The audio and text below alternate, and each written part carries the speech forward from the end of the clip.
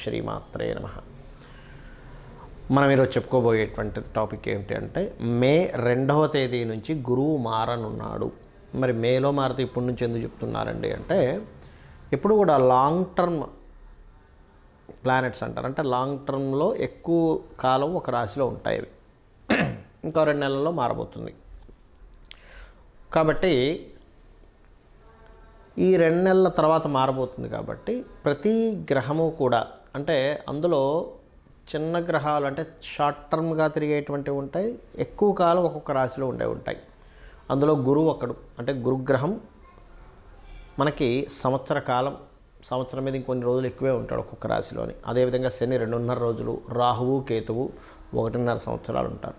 వీటి ఇంపాక్ట్ కూడా మీ లైఫ్లో పెద్ద ఇన్సిడెంట్స్కి ఉంటుంది, పెద్ద నిర్ణయాలు తీసుకోవడానికి. అంటే ఎటువంటివి? వివాహం కావచ్చు, గృహ సంబంధించినటువంటి గృహము వాహనం తీసుకునేటువంటి విషయాలు కావచ్చు, విద్యా సంబంధించిన విషయాలకు కావచ్చు, అదేవిధంగా సంతాన సంబంధించిన విషయాలు కావచ్చు, ఇన్వెస్ట్మెంట్స్ రిలేటెడ్ సంబంధించిన విషయాలు కావచ్చు, ఆరోగ్య సంబంధించిన విషయాలు కావచ్చు. వీటన్నిటి మీద కూడా ఈ యొక్క ముఖ్యంగా ఈ గురుగ్రహం యొక్క ఇంపాక్ట్ అనేటువంటిది ఎక్కువగా ఉంటుంది, గుర్తుపెట్టుకోండి. అయితే ఇప్పుడు మనం ప్రతి లగ్నానికి చెప్పుకోబోతున్నాం. ఈ చెప్పుకోబోయేటువంటి అంశంలో ఒక విషయం మీరు ముఖ్యంగా గుర్తుపెట్టుకోండి. అది ఏమిటి అంటే మీకు గనక మీ జన్మజాతకంలో విపరీత రాజయోగాలు, నీచభంగ రాజయోగాలు, మంచి ధనయోగాలు నడుస్తుంటే ఈ గురువుకు సంబంధించిన దాంట్లో ఏదైనా నేను మీకు చిన్నపాటి మైనస్ ఉన్నట్టుగా చెప్పినట్లయితే కూడా మీరు దాన్ని ఏం పట్టించుకోవాల్సిన అవసరం లేదు, గుర్తుపెట్టుకోండి. ఓకే. కాకపోతే గురువు సంబంధించినవి చెప్పినవన్నీ కూడా పాజిటివ్గానే వస్తాయి ఇక్కడ, అందులో ఎటువంటి సందేహం లేదు. సో మనం ఒక్కొక్క లగ్నరీత్యా, లగ్నం తెలియని వారి రాశిరీత్యా మనం తెలుసుకుందాం. కుంభలగ్నము, కుంభరాశి. కుంభం వారికి గురుగ్రహము ఎటువంటి మంచి ఫలితాలను ఇవ్వనుంది. కుంభలగ్నం వారికి గుర్తుపెట్టుకోండి. ఉద్యోగ సంబంధించినటువంటి అవకాశాలు, ఇంటర్వ్యూస్లో సక్సెస్ అవ్వడము, అదేవిధంగా జీవిత భాగస్వామి ఏదైనా ప్రాపర్టీ తీసుకోవడము, అత్తగారికి ఏదైనా ఇబ్బంది ఉంటే ఆ యొక్క అత్తగారితో సఖ్యత పెరగడం, అత్తగారితో ఇబ్బందులు తగ్గడము, ముఖ్యంగా అన్నిటికంటే ముఖ్యంగా కెరియర్ పరంగా చాలా బాగుంటుంది, అందులో ఎటువంటి సందేహం లేదు. అందులో పర్టికులర్గా ఎవరైనా గవర్నమెంట్ రిలేటెడ్ దాంట్లో చూడండి, ఒక్కోసారి వీళ్ళు ఈ యొక్క డిపార్ట్మెంట్స్ ఉంటాయి, police department, army, defence related వాటిల్లో బాగా రాణించడం, లేదా పవర్ రిలేటెడ్ కరెంట్ ఉంటుంది కదా, విద్యుత్ శాఖ, ఇటువంటి వాటిల్లో రాణించడం ఏంటంటే చాలా స్పష్టంగా గోచరిస్తుంది. కాకపోతే మీరు కుంభం వారు ప్రధానంగా తల్లిదండ్రులతో కొంత విభేదాలు రావడం కానీ, లేదా ఏదైనా ఒక విద్యా సంబంధించిన విషయంలో కొన్ని మీరు పూర్తిగా తెలుసుకోకుండా అటువంటి వాటిల్లో ఎంటర్ అయిన తర్వాత ఇబ్బంది పడ్డం కానీ, అంటే కొన్ని కోర్సెస్ మనం అది మనకు ఎంత ఉపయోగపడుతుంది, మనం చేయగలమా లేదా అని తెలుసుకోకుండా ఎంటర్ అవుతూ ఉంటారు.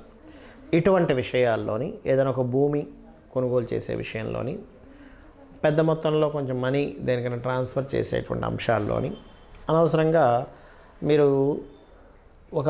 అంటే శీలము అంటారు. అంటే ఏంటి? కొన్ని పనులు చేయడం వల్ల అనవసరంగా నిందపడ్డము, ఇటువంటివి జరుగుతాయి, గుర్తుపెట్టుకోండి. కాబట్టి ఈ విషయాల్లో జాగ్రత్తగా ఉండండి. మరి వీటికి ఏమిటి పరిహారము అని చెప్పి చూసుకున్నట్లయితే మీరు ఎక్కువగా విష్ణు ఆరాధన ఎక్కువగా చేస్తూ ఉండండి. విష్ణు ఆరాధన చేయడము, శనగలు, పసుపు రంగు వస్త్రము దానంగా ఇవ్వడము, అందులో ప్రధానంగా గురువారాలు దూర ప్రాంతాలకి, లేకపోతే గురువారాలు ఇందాక నేను చెప్పినట్టుగా ఈ గృహ సంబంధించిన, ఎడ్యుకేషన్ రిలేటెడ్ సంబంధించిన, హైయర్ ఎడ్యుకేషన్ రిలేటెడ్ సంబంధించిన విషయాలకు ఫీజు కట్టడం ఇట్లాంటివి చేయకండి. ఎందుకంటే వీటి ద్వారా, గురువు ద్వారా వచ్చేటప్పుడు గురువు సంబంధంగానే ఇబ్బందిస్తుంది. ఇవి చేయండి. అలాగే గురువారం ముహూర్తానికి మంచిదే, కానీ ఈ లగ్నం వారికి ముహూర్తానికి మళ్ళీ మంచిది కాదు గురువారం. అంటే అన్ని విషయాలు అన్ని సందర్భాల్లో కాదు. ఇప్పుడు నాకు ఎందుకంటే అన్నిసార్లు కరెక్ట్ అవ్వదు. కొన్నిసార్లు కొన్ని విషయాల్లో కరెక్ట్ అయినవి, అదే విషయం ఇంకోసారి కరెక్ట్ అవ్వదు. ఎందుకు అంటే సిచ్యువేషన్స్, అక్కడ ఉండేటువంటి మనుషులు, అక్కడ ఉండేటువంటి సందర్భాలు అన్నీ మారిపోతూ ఉంటాయి. కాబట్టి ఈ యొక్క విషయాల్లో జాగ్రత్త తీసుకుంటూ, ప్రధానంగా తల్లిగారి ఆరోగ్య విషయంలోని, తండ్రి గారు కాస్త వాహనం మీద వెళ్ళేటప్పుడు కూడా కొంచెం జాగ్రత్తగా ఉండమని చెప్పాలి. ఈ సమయంలో చాలామందికి వాళ్ళ లగ్నము, వాళ్ళ రాశి, వాళ్ళ నక్షత్రం ఏమీ తెలియదు. మరి అలాంటి వారు ఈ గురువు యొక్క మార్పు వలన కలిగే ఫలితాలను ఎలా పొందాలి? గుర్తుపెట్టుకోండి, గురువు ఎప్పుడైతే మారుతుంటాడో రాశిలో పుష్కరాలు వస్తాయి. మీకు పుష్కరాలు ఎక్కడొచ్చాయో ఆ పుష్కరాలకు వెళ్ళి అక్కడ స్నానం చేయడం ద్వారా గురువు ఇచ్చేటువంటి సంపూర్ణమైనటువంటి శుభ ఫలితాలు జరుగుతాయి. ఒకటి గుర్తుపెట్టుకోండి.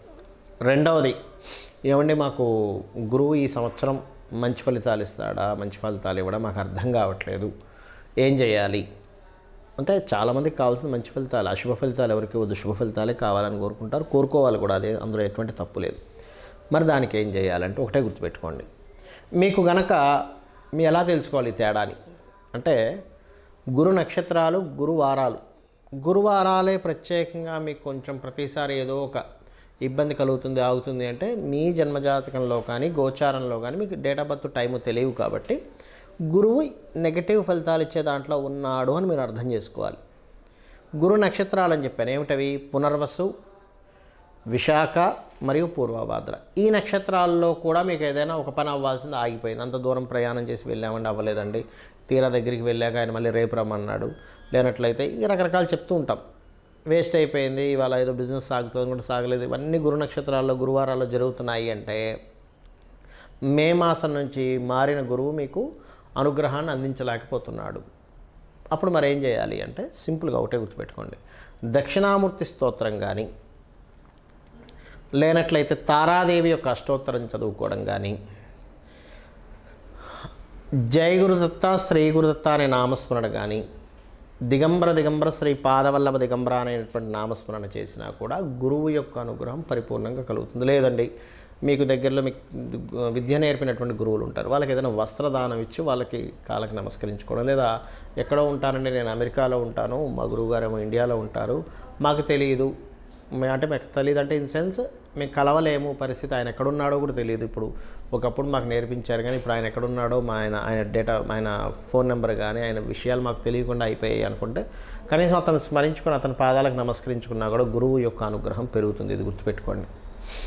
అదేవిధంగా గురువారాలు మీకు ఎక్కువగా వస్తుందంటే గురువారాలు ఉపవాసం ఉండండి, గురువారాలు దానం చేయండి. ఎటువంటి దానాలు ఇవ్వాలి? శనగలు, పసుపు రంగు వస్త్రము దానంగా ఇవ్వండి. అదేవిధంగా గురువారాల పూట గోవులకి అరటికాయలు తినిపించండి. పసుపు, గంధము లాంటి పదార్థాలని